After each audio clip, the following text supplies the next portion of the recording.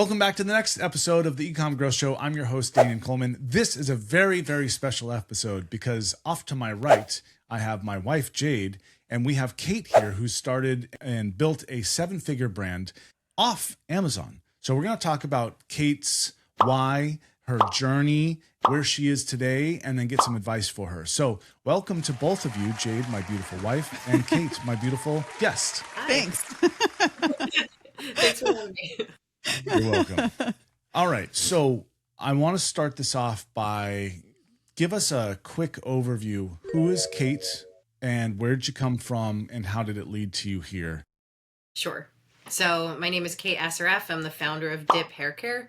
I've been in beauty for about 20 years, but I've been aware of the plastic crisis for about 10 or 11. So right now, the plastic crisis has been, it started with accumulation on the planet that wasn't really getting recycled. And now people are talking about human health, which is about time because they've known these things about how plastic disrupts human health for over a decade, because that's when I learned about it. And so I was very frustrated with sustainability and being in the beauty industry, knowing that plastic is the easiest and cheapest packaging to put anything beauty related in, but also knowing that it's kind of, you have to tell a horror story in order to get people to care. And I didn't want to do that. I wanted to make plastic-free hair care that was so good that the plastic-free part wasn't part of the buying journey. And that's what I set out to do because I was very frustrated with like expensive bar hair care that did not make my hair look very good. Like I want to be eco-friendly, but I don't want to look eco-friendly. So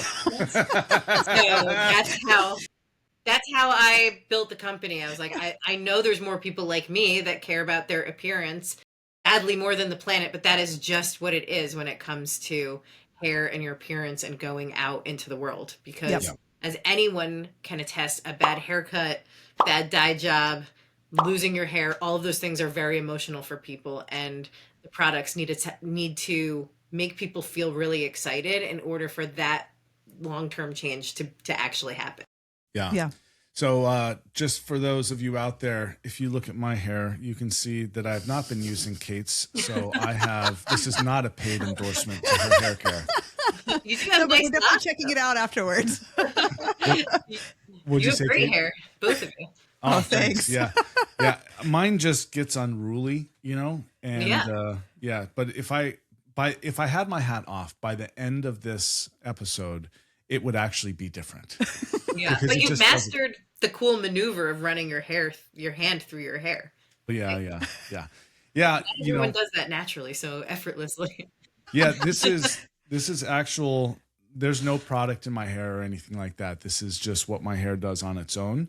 And sometimes I have to use a hat to tamp it down so that it holds only this much volume, I hope I didn't upset any ladies out there that want more voluminous hair. What are you complaining about? I have too much volume and too much hair. I know, right? It's this thick, beautiful, curly. I know. For the longest time, he had it shaved down on the sides and he was slicking it back. And I was like, can we bring those? Can you just do the curls, please? Yeah. Depending on length, I naturally have a Superman curl, and I would always when it was a little longer than this, I'd be like, God, this freaking thing, and my wife was like, I love it. All right. So the way this podcast works is I've got 5 prepared questions for you, and we're going to kind of rapid fire through them. But to be honest, I actually want you and Jade to do this podcast. I'm going to do my job and ask you the questions that's very interesting, Kate. I like hearing that from you. But I want you and Jade just to go into, I think we should use your section as going deep into the of what awareness there needs to be for this. Yeah. Because as I said before we started recording, Jade is very much like you are. The kids' cups are stainless steel. We try not to use plastics. We stopped putting our food in Ziploc bags and now use glass. And you guys are ahead of the curve. Yeah. Yeah. Well, he's from California and I don't know. Where are you from? I'm from Tennessee. But well, yeah. But we weren't very forward in this kind of stuff, but I've always been more of the hippie mind, despite where I grew up and how I grew up and all that kind of stuff. It was always more, that was just always where my mind was like, But okay, like how can we, yeah, Tennessee has two of the top refill stores that we work with, like really great really? ones. One is called Sage Refill Market, and that is in I might mess Franklin? up the neighborhood, but it's near Vanderbilt. And then the Okay. other one is called the Good Fill, and Okay. both of them sell a lot of dip, and they're really impactful in that community. Oh, that's awesome. We're going to Tennessee next week, Yep. so we're going to stop by there. Yeah, Now, now you we're gotta go going to check stop it by out. there. Yeah. I didn't know that. We need to bring that to the Florida area because we don't have anything like that. And I was just on buying, stuff the other day for the kids, some hair stuff. And all I could think was I get these like little bottles and I just want like something, Yeah. big just so I can just refill. So, But there's these refill stores, we can get into it, but like refill stores that are mostly plastic free, zero waste stores, hmm there's hmm a bunch of them in Florida. They just don't have the marketing budgets to tell everyone that they exist, which Oh is my how I gosh. use dip. I tell everyone to buy their stuff or to buy dip in these independent Local store. retailers that are making the real grassroots change Wow. about, non-toxic and plastic-free products. Oh my gosh. Yeah. Cause I ran across that 5 or 6 years ago, Mhm. before COVID. Yeah. They had some in New York that they were starting and I didn't hear anything after that. So I definitely want to know how I can find these stores because searching for them on the internet has been not very easy. Yeah. I actually send a lot of people to my store locator because Dip is known in the refill industry as hmm like the brand that champions getting people into these stores. And Wow. that's really how I built this company. We're going to talk Was about that. Yeah, it was like aligning with the stores that I knew had the exact customer I was looking for. Wow. So yeah, if you go to our store locator on dipalready.com, like you can find a refill store. It's not all refill stores, but it's like predominantly refill stores that I try and help. Oh, that's exciting. Okay, great. I'm going to check all of this out. I can't wait. All right. Let's before I just walk out on my own podcast and let you two talk, let's go through the questions that I've got for you because I actually want to know. We just started diving into it a little tiny bit, but tell us how you built a 7-figure brand not on Amazon. So there's a tension between independent retail and Amazon.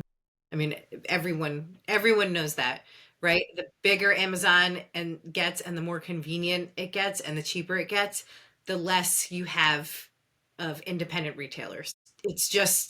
It's almost like Harry Potter Voldemort, like one can't exist while the other. There was a marathon on the other day, so my kids were watching, but like one has to go, right? Like Yeah. that the tension is so strong between these two avenues. And for me, I know that sustainability is very frustrating for people. It's very frustrating for the consumer, and I consider myself like a customer of sustainability. So I'm always looking for, the best swaps for my household and being a parent.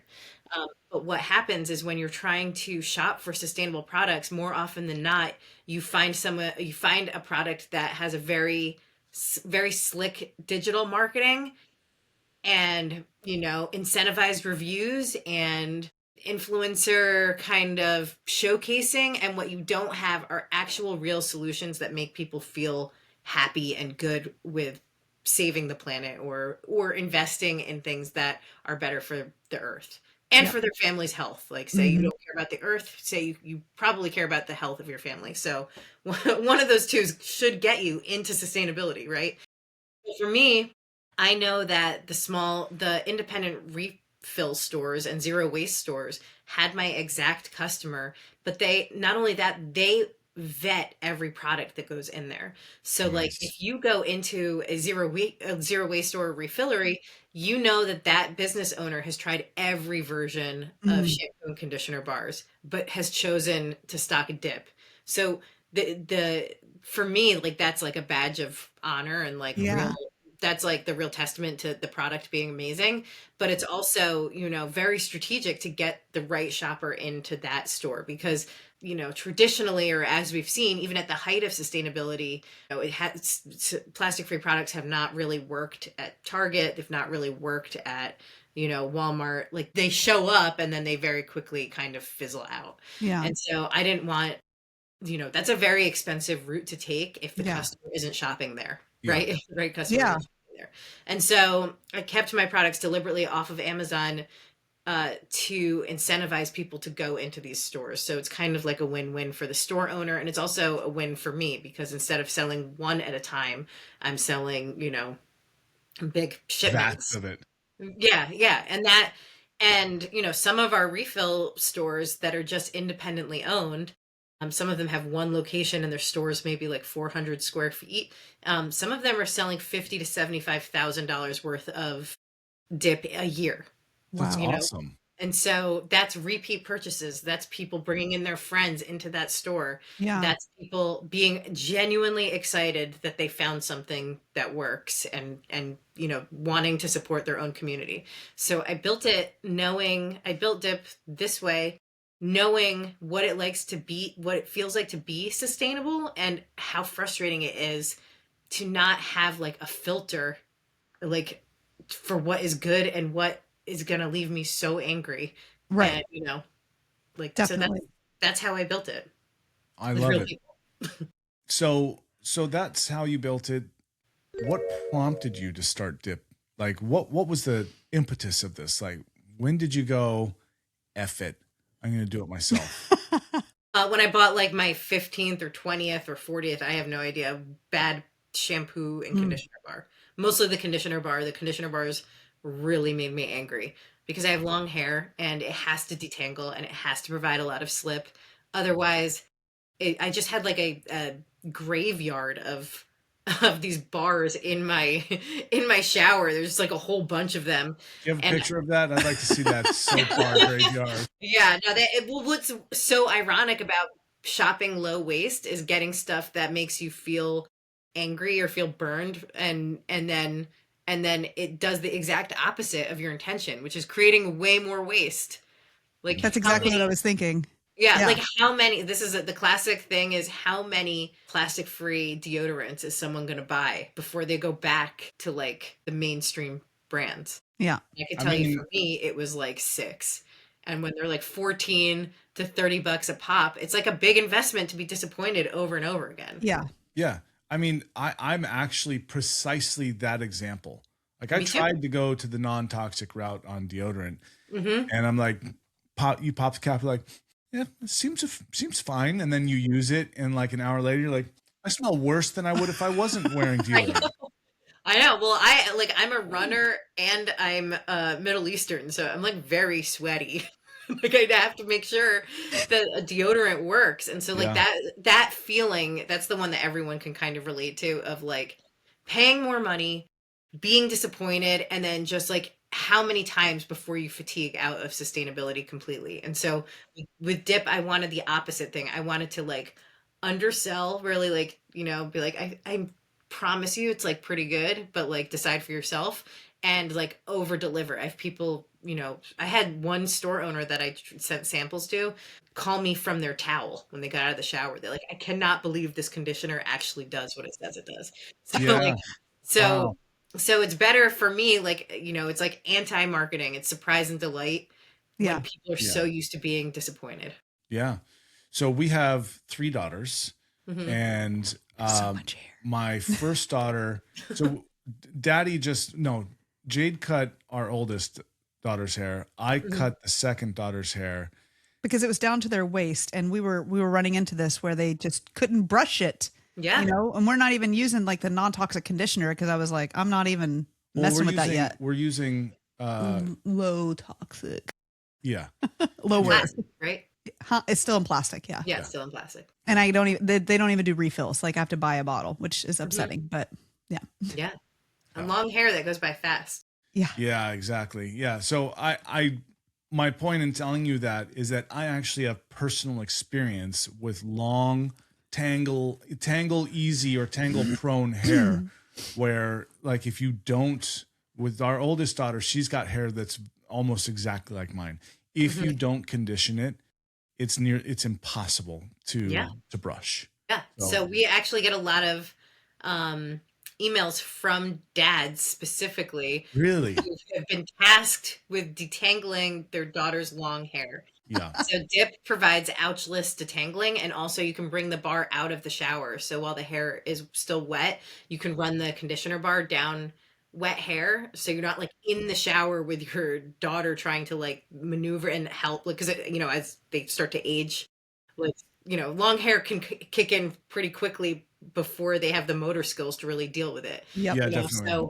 So yeah, you can take the bar after they're out of the shower, run it down long hair, and it's ouchless detangling. That's There's so awesome. much slip in it that it's ouchless. So then based on that, I have to assume that this can be used as like a leave-in Yeah. conditioner. Yeah, it replaces leave-ins too, because I wanted to also, since I was 11 years old, I've always brought conditioner with me to the beach or the pool. And that's why the conditioner says it says conditioner and after swim detangler. Because if you have long hair and you go swimming in any body of water, the misery is like coming out of the water and having to deal with your hair. So a lot of times people just put their hair in a messy bun on top of their head, so and kind of miss out on the full experience of fun. And I'm not into missing out on fun. Like Yeah. I want to be able to like splash around and have a great time and not worry, but be like, oh, my hair. Yeah. So the conditioner bar also doubles as a after swim detangler. And we have a partnership with Surfrider, who also, everyone at Surfrider needs to detangle when they come out of the ocean. But we've sent $50,000 to them to fight plastic laws at Congress. That's Nice. awesome. Surfrider does the best. And then we have a partnership with the USA diving team, because they use dip to detangle after they come out of the pool. Whoa. And so it is like something that does actually solve the problem it was intended to solve. That's amazing. That's so cool. So then what were some of your goals for the company? Like, I understand what caused you to create this, why you created it, and what you've created. What were your goals? What did you want to achieve with this? So first I wanted people who would never ever touch a shampoo or conditioner bar to move over to dip. So if that's like me, like I love luxury hair care. I love the slip. I love the feel. I do love the shiny plastic in my shower, but I don't anymore, for just the health reasons and, the accumulation. You love the net results, but I not. love the results, right? But Yeah. I also loved the challenge of getting people to care about plastic by accident. Mm-hmm. I think doing it the other way, trying to make people care about plastic and then care about hair, is a slower road. Mhm. You have to make people care about, their hair, which they already, that's an easy change. And then also dip, I intentionally made the bars super big so that if you are switching from luxury hair care, you save a ton of money. So like the conditioner bar is $32, which sounds like a lot if you compare it against other bars, but I used to use Oribe Gold Lust. So my hair care routine, I save $500 a year just with the conditioner bar. It's like, Well, And it probably takes a lot less too, because you're not squirting out so you need- much. you need And so little per Yeah. wash. yeah. That a one conditioner bar can last your family, I don't know, it sounds like that you have a lot of hair in your family, maybe like 6-8 months with everyone using it. And like that's a big cost savings in a bad economy, especially. Or just Yeah. economy That's looks like. huge. all Yeah. right, you just opened the door to something that I hadn't even thought of. How much do we spend on hair stuff? Oh, wow. And I know she knows the answer to this because she is. Yeah.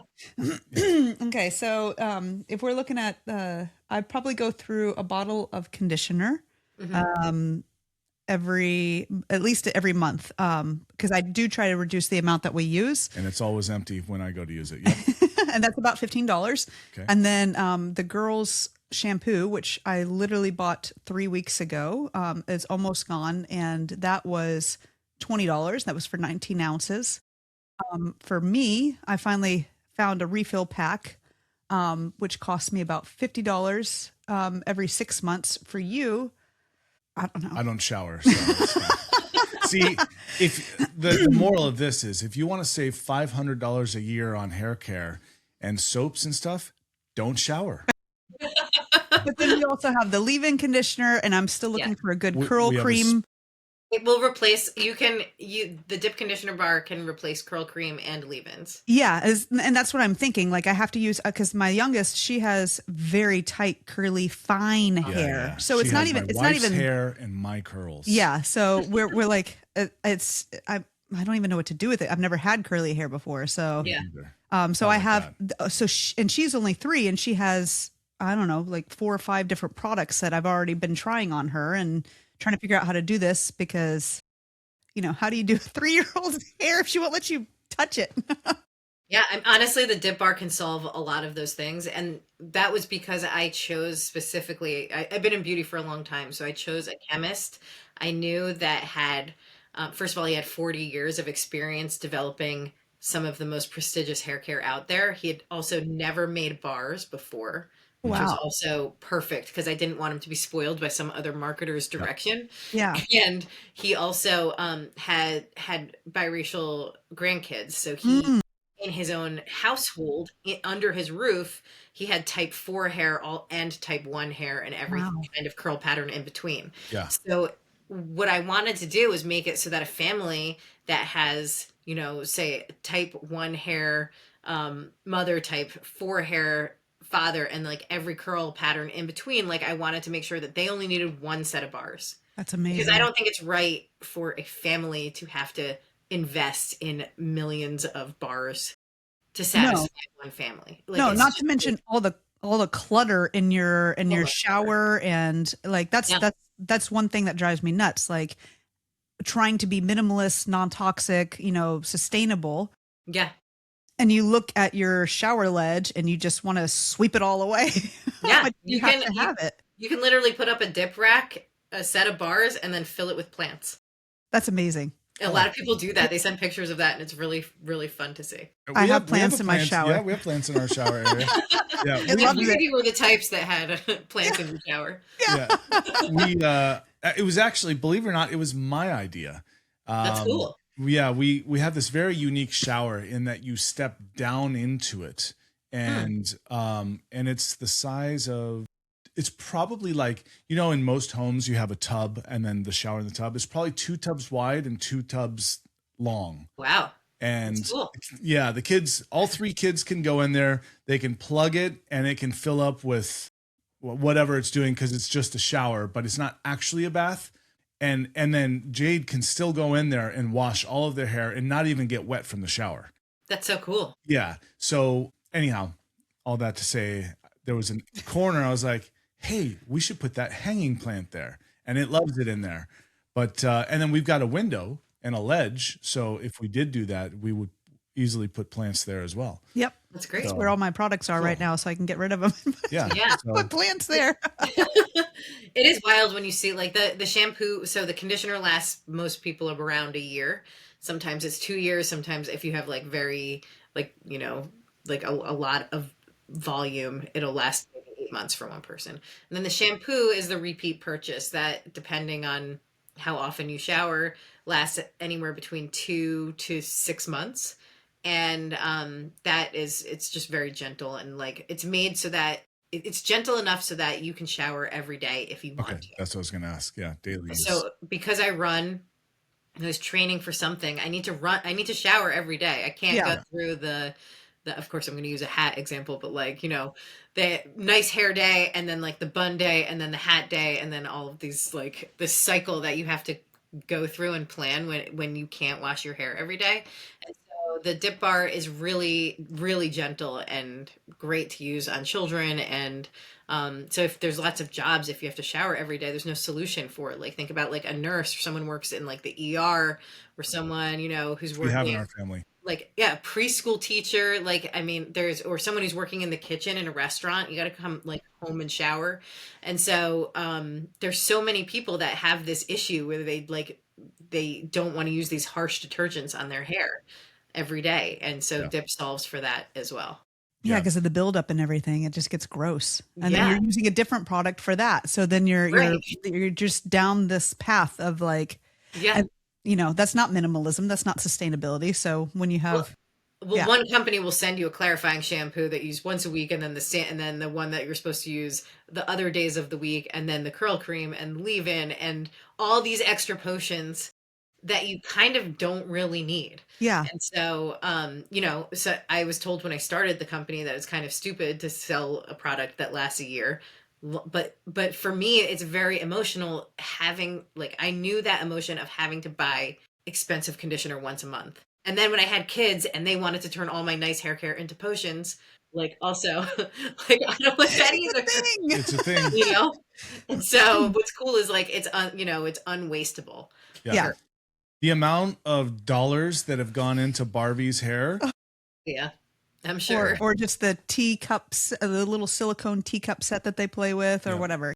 Yeah. Yeah. Yeah. Okay, so then I'm sorry, I'm going to interrupt and I'm going to ask a question. Hold on a second. Dang it. I want one bar for my whole body. Oh, gross. No. You don't want your butt bar to be your head bar. No. Okay. You know what? Go ahead and ask your question, Jade. Thanks, Kate. Sorry. I can't. There are soaps that do that. It's just not for me. Can you please We make one use a called the bidet butt in bar? this household, okay? But can you develop a butt bar, please? And just make it moon shaped, would you? Sure. Thank It's you. a peach mold. Can you make a peach emoji butt bar soap, please? All right, go ahead. Love. Perhaps. We'll put it on the board. The idea board. Yeah. Okay, so I want to.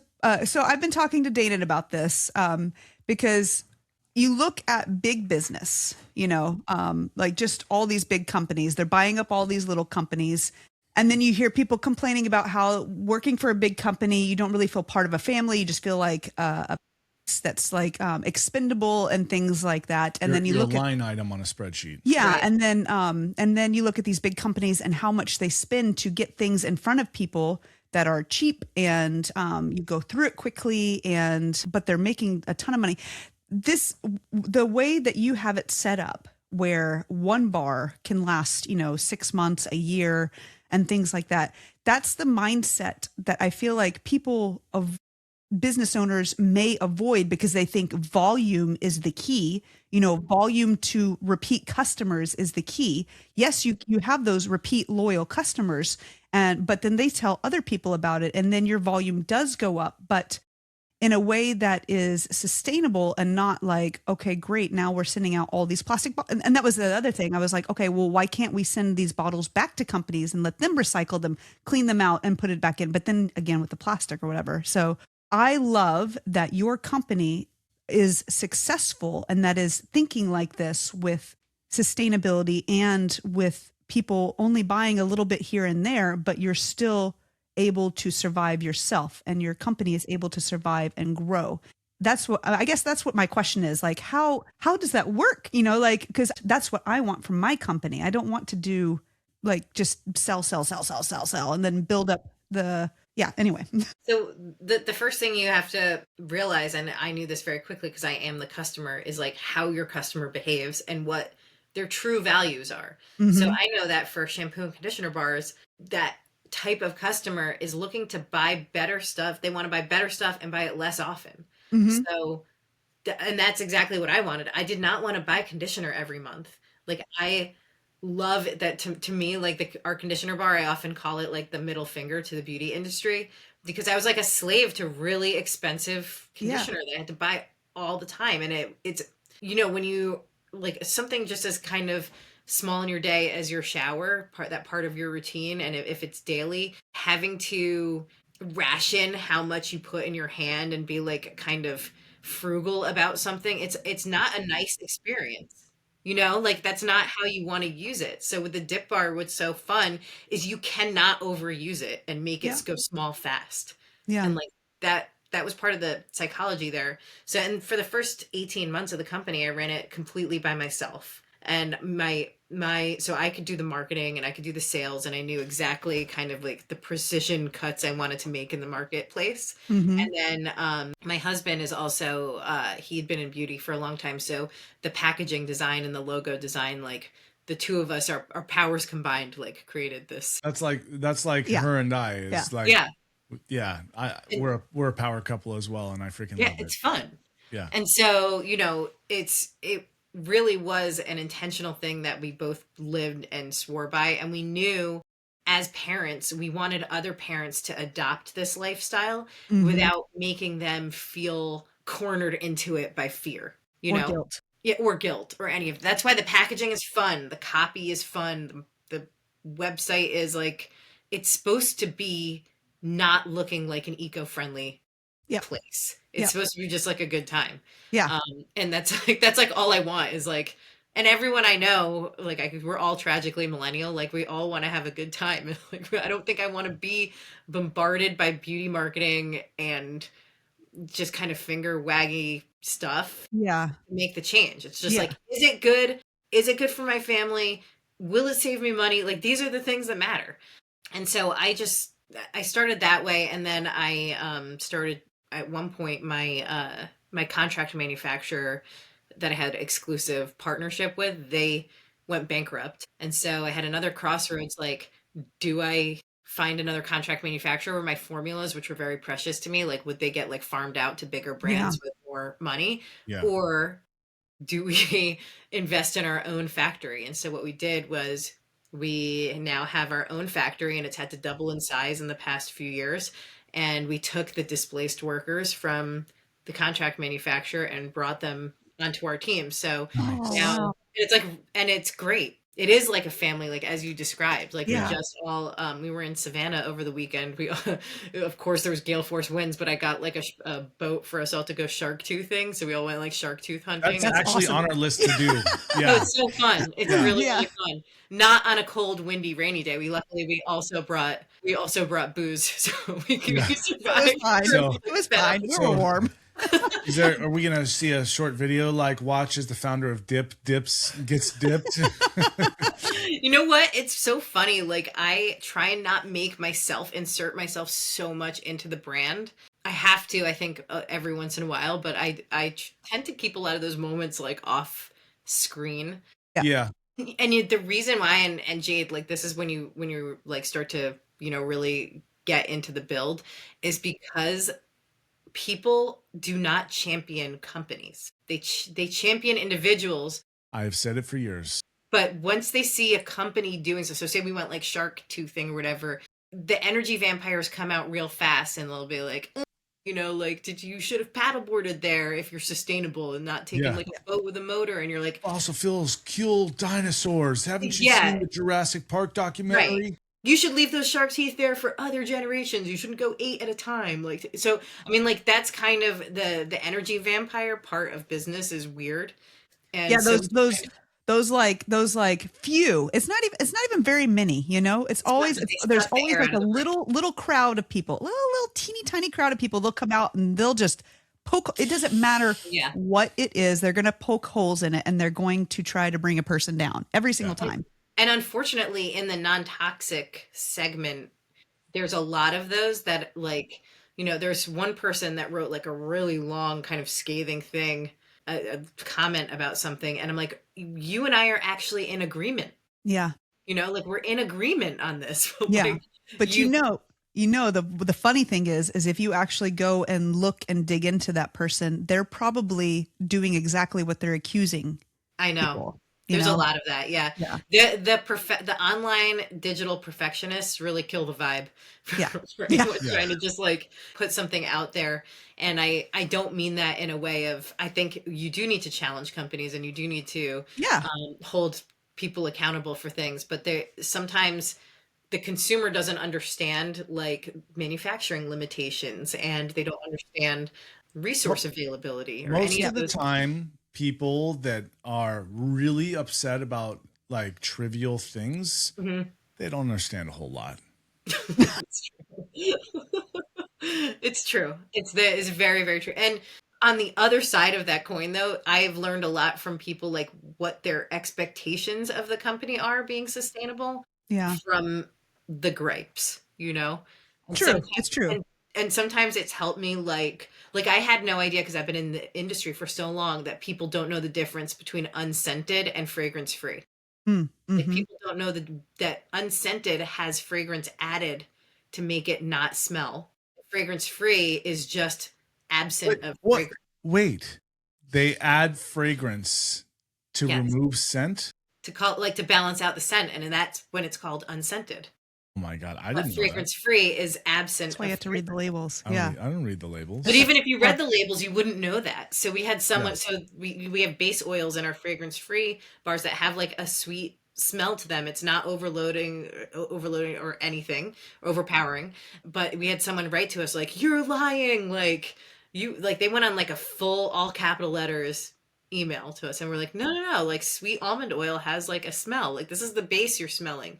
What Yeah. you're looking for actually is unscented, which does have fragrance." Wow. And those are things that like are helpful for me as a founder to understand, because sometimes you just don't realize in your own cloud of, I guess I'll call it cloud of experience, yeah, And exactly. knowledge. Exactly. Yeah. what's not known to others. You've Mhm. probably forgotten more than than any average consumer will ever learn about Yeah. the products. Yeah.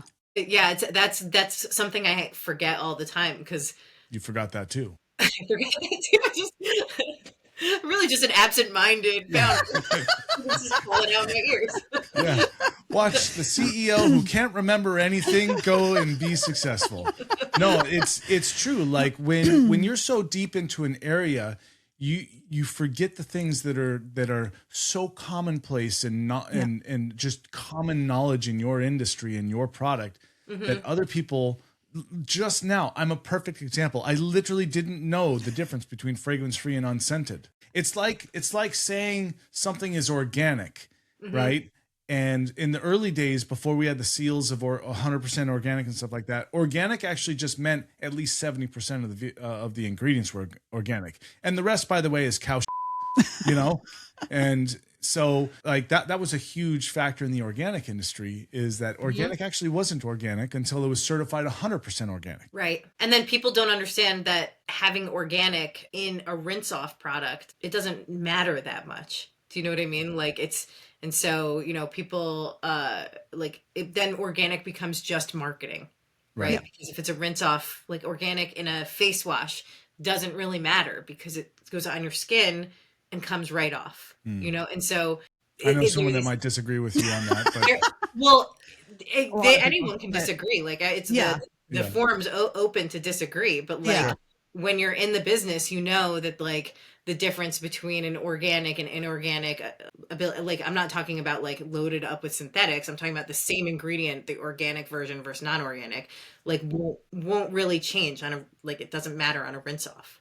And so, you're actually what the thing I'm always fighting is we use synthetic fragrance intentionally on our bars, and we also have fragrance free, but synthetic fragrance, like I used to go to the Church of Essential Oils like everyone else who was scared of toxins, but I found out that a lot of What's the name of that essential brand? oils are cold pressed with the pesticides on the plant. So you don't know, and those pesticides, like the way things are grown, like matters. Yeah. And so Yeah. I know with synthetics, I can take out the phthalates. I can make sure that there's no pesticides at all. They're completely void of pesticides. And I know that you're going to get like a homogenized mix, the components that make the fragrance. Yeah. Not to mention some of the essential oils are actually not very good for you. And Right. That's a Yeah. whole nother thing. Plants are out there Yeah. to protect themselves, and they're So, known I mean- irritants. Yeah, don't So- put cayenne oil in your eyes, okay, people? Yeah, so synthetics actually help people with like who are easily irritated by plant irritants. yeah, I mean, you just have to pick. You have to pick and choose, and it's ultimately up to the person who's actually using the product. Absolutely. To read the ingredients and to understand the ingredients. So And Hence- the methodology of the company and like why they've Yeah. chosen that. If Exactly. there's a company that's just put in essential oils because they know that they can capture that market, I find that a little icky compared to someone who's done like the research and been like, okay, we only use these essential oils. They come from this single farm, where we can guarantee that there's no pesticide use. So those are two very different types of business owners. Yeah, yeah, definitely. Yeah, and you see buying them essential everywhere. oils from China is different than driving down the road to your local farm. Right. I mean, getting even like seafood overseas where you see kind of repackaged in the United States is very different than going to a fish market in Florida where someone's caught something off the boat. It's just very different. Jade, just so you know, if you want to be fully sustainable, I'll need that fishing boat. Okay, all right, move on to the next subject. Well, so, it's gonna be like the Flintstones one. You're gonna have to paddle it. Perfect. I see. Weight loss program. Go get me fish this week. Okay, so I've just got a couple more questions for you. Oh yeah, sorry. And this one is a very hot topic in really all the entire business sector, and it has to do with AI. So I've seen this personally. What trends have you seen in AI in the beauty industry, and how do you think it affects the integrity of marketing? Oh man, so there's two ways I've seen AI used that kind of make me shiver. One is using AI to reverse engineer someone else's formula. So that's the one that's not talked about so much, but you're seeing that happening a lot, like cutting the chemist out of the formulation. Like, of course, you still need a chemist there, but like really cutting the speed to market down. So say someone's like, I want to rip off dip, like they could probably figure out how to use AI to get close. Of course, there's certain secret things, but like, yeah. But think about What a face. are they? Right? But think about like a face group. Like there's so many things where AI can be used to scrape and. As an entrepreneur, actually, I think that's brilliant. Understood that you as a brand owner would hate that. Yeah, very much. As an entrepreneur, I'd be like, oh man, I can cut my costs by $90,000. Yeah. Let me. And then the other one is, of course, visual imagery, right? So you can fake models. Oh yeah. Models and hair and I mean you can fake things. I mean I could make any celebrity look like any dip customer, like, which is crazy. Let's go back 10 years. Shoot, 2 years even. You'd take a model, you'd do a photo shoot, and then you would use Photoshop to butter that model up, and I'd put the glow on and shave the hips. Shave the hips. Shave in my case, right. Replace my keg with a 1-pack. I mean a 6-pack. All that stuff. And so that fake imagery has always been around. Always been there. It's always been there. But now you can do it really fast. Now you can do it fast, but you've also, what you don't realize, if you've ever been on a beauty photo shoot, there's the model, right? But then there's the photographer, the stylist, the makeup artist, the lighting person, tech. Like there's a lot of elements surrounding a photo shoot that made photo shoots really expensive. So like even on our website, our photo shoots, like the minimum, we did 2 major ones and they were $25,000 a piece, like including models. And then you don't have the model rights forever.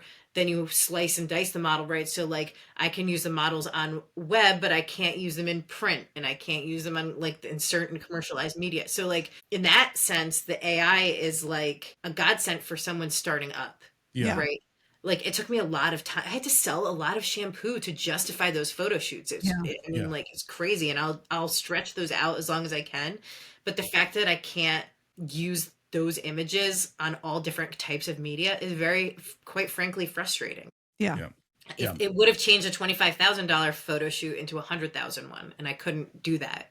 What people really don't realize when they complain about AI imagery, of course, there's like the misleading the customer on what things are, but like there's that whole which has always been that too. That's called marketing, right? But there's that other piece of like equalizing the playing field between a L'Oreal and like someone who's just starting up, someone who's just graduating. And in that sense, AI, I think, is very cool. Agreed.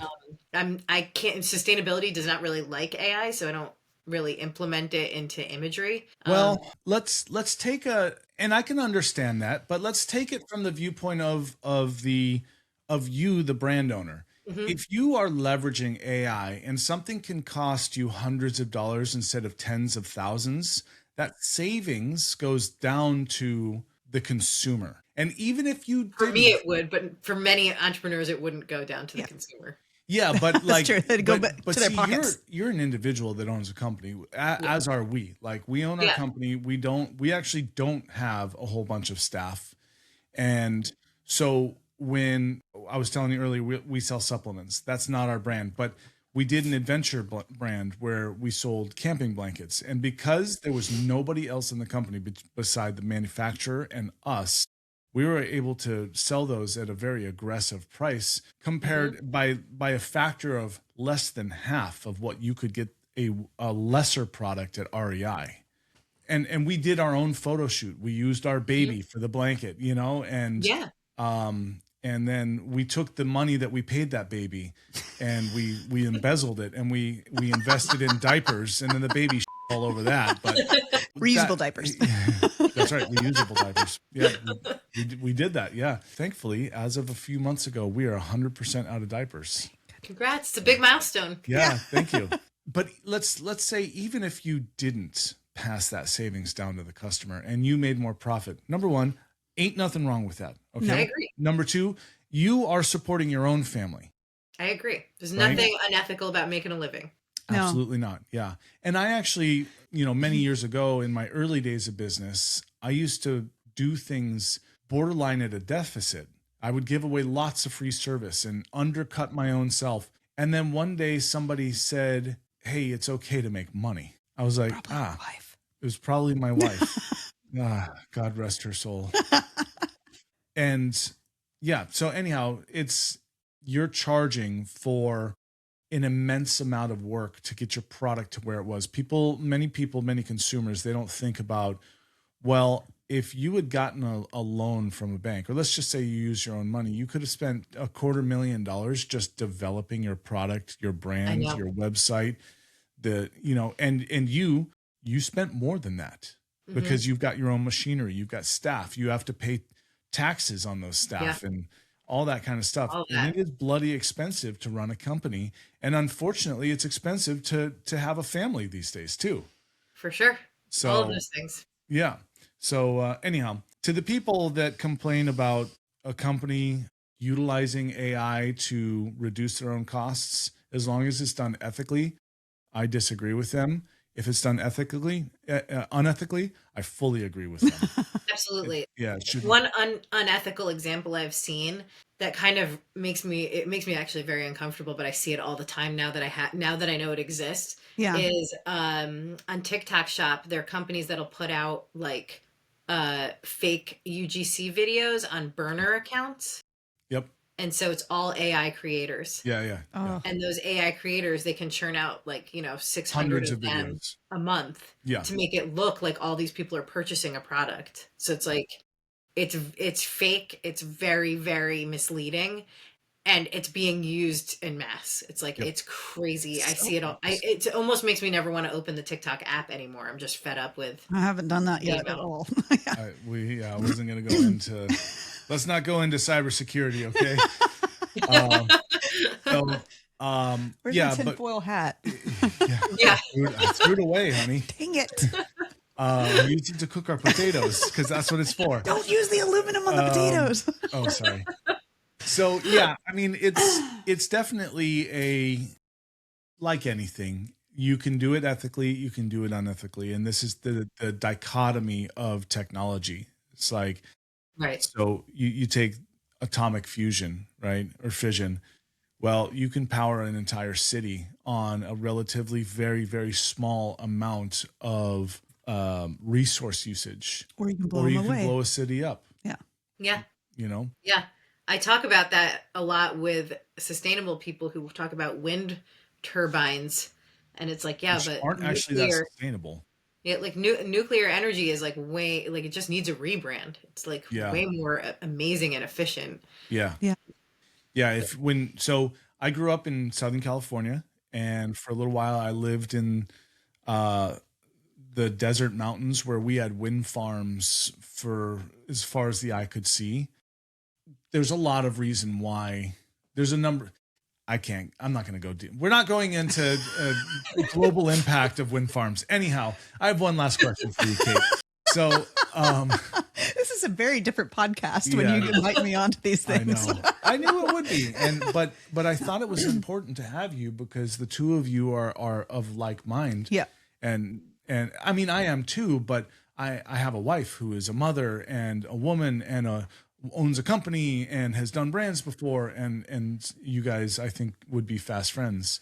And she's the purchaser of everything for your family to keep them healthy and safe. That's correct. She is. Yes. Yep. I may have my own disagreements. Like, you know what? I'm still going to get Cheez-Its because those are what I want. But I don't ever make her wrong for the decisions of what she's doing for the family. I support her in every way. Thank goodness, because there are a lot of husbands that don't, and I really appreciate that. No, I know that. And yes, but you also support me in what I do, you know? Mm-hmm. And so by buying you stainless steel camping gear instead of the plastic stuff that you have out there that I'm going to give away to some poor child so that they feels can so bad. so that they can have microplastics. Yeah. Who are you now? Anyhow, here's the last question. It's a spiral. What's one piece of advice you'd give to someone that wants to start a brand today? My biggest piece of advice would be understand your customer. A lot of people forget about the customer. Like, what does it feel like to receive this? Like, what does it feel like to, be a month into use? What does it feel like to listen to your own marketing messaging? Like, so many business owners I meet just don't figure out who their customer actually is. Instead, they kind of spray everything out there and wonder what's going to come back. And I think if you're more intentional with who your customer is and really understand that avatar and really get into the nitty gritty of it. Like, I knew exactly, my customer was someone who's so desperate to not rely on digital marketing to find the good sustainable swaps. That's very, very specific. Yeah. But I know that there's a lot of people like that, and that category is growing and growing. The more people are trying to implement these swaps, the more angry they get when they find something that they feel like they've been kind of led to by duplicitous marketing. And so that's the very specific customer I chose, but that's how you really have to go into starting a brand these days, is really that pain point that gets someone to add to cart. That's whether it's impulse or not, that's the thing that you really have to focus on. Yeah. I fully agree. Yeah. That was a mistake that I made mostly when we did the blankets. Mm-hmm. I manufactured, well, not exactly a mistake, but a section of my client that I missed. So my blanket was 4.5 feet wide by 7.5 feet long, right? I basically this was a solution I built for myself. I wanted to be able to bring a blanket on my motorcycle trip rather than a mummy bag. And still not fit. Yeah. And still not fitting it because I'm 6'2", and I like to wrap my shoulders and I like to wrap my feet. Mm-hmm. But what I didn't think of was the 350-pound guy that wants the same thing. And so 4.5 feet wide is not wide enough for my surplus or plus size buddies, and I've got quite a few of them where I bring my blankets. They're like, dude, I love it, but I'm too fat. Yeah. It doesn't fit me. So I eventually made a 7.5 foot by 7.5 foot, and they're like, yes. And amazing. Yeah. So, and those are the ones that I actually prefer as well. So anyhow, knowing your client, and there's a couple of references that I could suggest that people do. One of them is trends.google.com. That's one thing that you can see. Is anyone even searching for your type of product and the trend of those searches? Another one is ahrefs.com, Ahrefs, and that gives you super deep, in-depth information into search volume and search velocity and stuff like that. That's a paid version. Google Trends is free. And then, Kate, do you have any other other areas? Oh, obviously there's social media, Reddit, subreddits, Pinterest, possibly a good one depending on your type of product. But what did you use, Kate? So this is a very, very horse and buggy situation. I watched people buy shampoo and conditioner for 6 months at different channels, different levels. I watched the behavior, and I learned so much about actually watching people shop.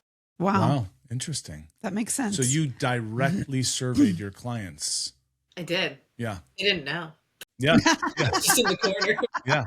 Well, I mean, that gives you the most natural answers to your questions, doesn't it? Yeah. Because people don't really know how so shampoo and conditioner is something that's purchased in person.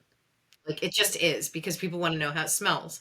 And so what I learned was that people, when they went to go buy shampoo and conditioner, it didn't matter whether it was the most expensive stuff in the world or like the cheapest bottom shelf stuff. They would pick up the bottle, they would unscrew it, smell it, and then read it. And so I learned from there that the smell was the most important thing. That's why all the bars are the same, and I just changed the scent. And from what I know about the way people shop for scent from my industry experience, I created scents that matched the different kind of buckets of preferences. Yeah. Right. And but Where's that my was sandalwood butt soap? that's exactly right. You didn't survey me, Kate. Come on. That's true. That's true. Would you use it head first, right? Yes, correct. Yeah. I mean, most of the time I talk out of my ass anyhow, so it kind of works out. All right. Well, I can't take him anywhere. It's bad. I'm just glad that after 20 years, I can still make my wife snort laugh. It's wonderful. Yeah. That might be actually the intro to this podcast. You're the worst. Well, Jade, do you have any more questions for her?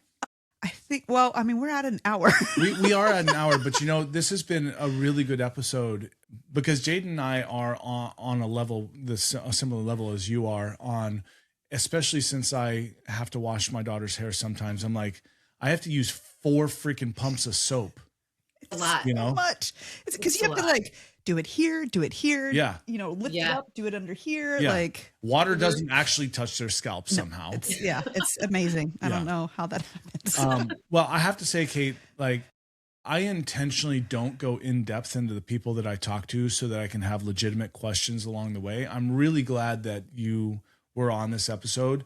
I love what you're doing. And I do have one last question for you. Okay. Why aren't you on Amazon? Because I actually know my small store owners personally. Yeah. Mm-hmm. And so when you have that face-to-face human accountability and you know that one of your business moves could skyrocket your revenue, but it's at the expense of the livelihood of people that you actually know, it becomes a different kind of question. It's not about business anymore. It's about who are you at your core?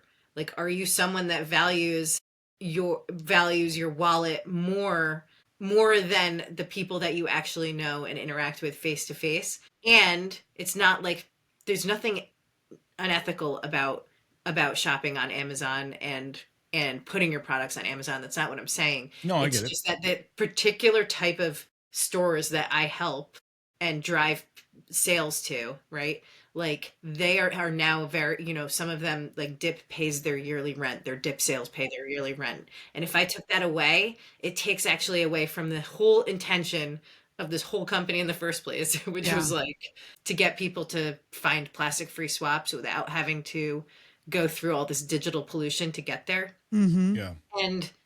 And Dip, if Dip was struggling, it would be different, right? Like it would be like, okay, like the Hail Marys, throw it on Amazon. Yeah. Dip is not struggling, it's thriving. And we're up year over year, and I'm able to give my employees a bonus and raises, and like that's like, what would I be trading off, right? Yeah. Yeah, I get it. That makes sense. It's like a community family thing. And that's that's what I wish I could see more companies leaning towards, because when you think that way, where it's like your company and your market and everything, that's your community, you know, that's your local, you're raising them up. Yeah. Yeah. Like, I'm about to do a 2-week tour through the Chicago and Michigan stores and go meet their customers in person. I really enjoy that part of of owning the company. Yeah. And it is small potatoes. Like it's small potatoes for a CEO to go around doing that. I don't really care. I enjoy that part of the business more than I enjoy like the Shopify, like cha-chings, you know, like it's cool to get to know who your customer really is. Right. And no data point can really like replace that. Right. Yeah. So it's fun. Yeah, because then you have the face-to-face communication with them and they're like, oh, hey, I love this. What I would love to see is this, or this is amazing. Or, you know, that makes total sense. And I feel like that's where some people miss the boat, especially bigger companies, because they're not, like you said, they're not thinking about the customer. They're thinking about their bottom line and their wallet. And that's one thing that I've said to Danan a few times. It's like a greedy move. Like, instead of caring about the customer and how they will feel and how they will use this and how they will grow with it and how it will stay with them, instead they're thinking about how they can make more and cut the bottom line and trim this and trim that and reduce quality, reduce Customers overhead. can smell that. Yeah. They can smell it in your email campaigns. They can smell it in your press. They know. Like, customers are, I mean, we're customers. We're much smarter than marketers give us credit for. It's true. You know? It's true. I mean, and the number of moms and people who are waking up and like seeing this is finally like, I mean, because like you said, 10 years. It's been 10 years since you've learned about this. And for me, even though, I mean, he's from California, but for me, it's like I notice things and then it takes so long for the trend to come along to get back and like back up what you see and start hearing about, you know? Well, no one wants to find out that everything that they've ever eaten that has been microwaved in plastic has been like accumulating. No, they don't. Toxins in their body. The people don't want to know that the water bottles that they brought for their kids' sports practices that sat out in the sun during football practice have been leaching stuff into their kids. They don't want to know hot truck, you know, on the way to the store that their kids have been playing on might make them sick 20 years from now. Like, they don't want to know that. But it's happening and it's real. And my ethos is getting people to make this like daily shower reminder every day that gets them excited and is like, oh, I'm saving money and I'm telling people about it. And then like, maybe I'll go check out that refill store and see what else they have. Yeah. I wasn't going to bring this up, but after eating so many microplastics, you should see what I 3D print in the mornings.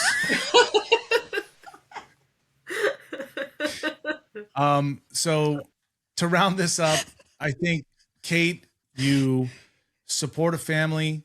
You're a wife, a mother, a business owner. You support your staff. Community. You support your community. You support your business clients, like partners. And then you, of course, support us with people with hair. So you sure you don't support, do you work for Monsanto? Are you trying to like atone for your sins or something like that? Yeah. This whole time I've been spraying Roundup through the speakers. Yeah, exactly. I thought so. Well, anyone that wants to order this, you can go to dipalready.com, and I can say with complete conviction that we will have it however it takes your shipping company to get them out. Yeah, so, I'm going to go onto the website right after this. Yeah. I'll send it to you guys. Just tell me what you want and I'll set you up. So, well, thanks. Sounds like you're the exact right people to. Well, it's true, actually. Yeah. It actually is true. We are. And especially with 3 girls with long hair. And your luxurious hair. And my luxurious hair. And your locks. Yeah. I'm your lovely locks. You should see how luxurious I am. Yes. Very luxury. All right, cool. Well, Kate, it's really been an honor and a pleasure having you on here, and I appreciate what you're doing for everybody. Yeah. Truly everybody that you're in connection with. It's not that common, unfortunately, but it should be. And you are leading the way by example, so I appreciate that. Thank you. Thanks so much. I'm really excited to be here. For anyone listening, this almost didn't happen because my power went out. Yeah, that's right. Yeah, I was pretty sure because normally I don't have, as my watchers know, we don't usually have Jade on here, and so I got her all set up and forgot to plug in the mic, and so here I am banging around doors like, "Hey, Kate, I just got to get my podcast set up. I don't know what I'm doing in life," and then I turned. I was like, "Oh, she left." Like, okay, she clearly thinks I'm a hack. Which I was really trying to pull my like CEO card, and they're not ready for me. This isn't worth my time. 4 minutes late. All right. Thank you for everyone that's listening. Thank you for being here, making it this far into our giggly podcast. Yes, it has been fun. All right. Well, we'll see you on the next podcast where I talk to somebody else about something else. See you there.